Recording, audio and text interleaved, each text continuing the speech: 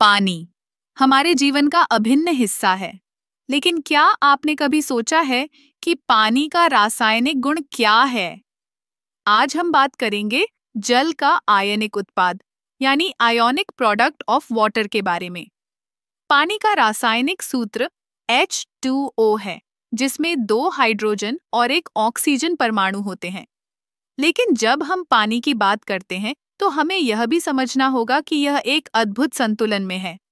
पानी में कुछ हाइड्रोजन आयन H+ और कुछ हाइड्रोक्साइड आयन OH होते हैं। ये आयन पानी के गुणों को निर्धारित करते हैं। जल का आयनिक उत्पाद, जिसे हम Kdu से दर्शाते हैं, यह बताता है कि पानी में हाइड्रोजन और हाइड्रोक्साइड आयनों का संतुलन कितना है।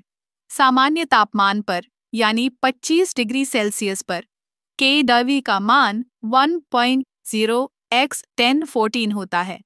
इसका मतलब है कि पानी में H+ और OH आयनों की सांद्रता का गुणनफल हमेशा 1.0 x 1014 रहेगा।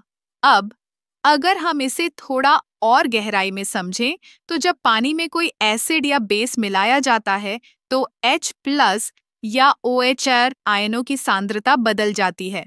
उदाहरण के लिए, जब हम नींबू का रस पानी में मिलाते हैं तो H+ आयनों की संख्या बढ़ जाती है, जिससे पानी का pH कम हो जाता है। इसका मतलब है कि पानी अधिक अम्लीय हो गया है।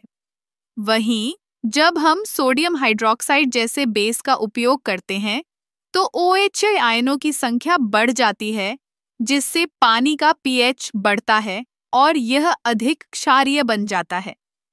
यह जानना भी महत्वपूर्ण है कि जल का आयनिक उत्पाद केवल पानी तक सीमित नहीं है। यह किसी भी समाधान में H+ और OHA आयनों के संतुलन को दर्शाता है। इसलिए जब हम किसी रासायनिक प्रतिक्रिया की बात करते हैं तो हमें इस संतुलन का ध्यान रखना चाहिए।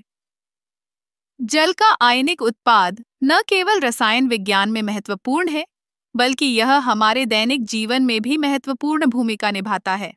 जैसे कि हमारे शरीर का pH स्तर, जो कि सात्विक या पास होना चाहिए, हमारे स्वास्थ्य के लिए बहुत जरूरी है।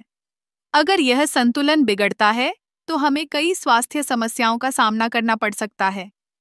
तो अगली बार जब आप पानी का एक गिलास पिएं तो याद रखें कि यह केवल एक साधारण तरल नहीं है, बल्कि यह एक जटिल रासायनिक संतुलन का परिणाम है।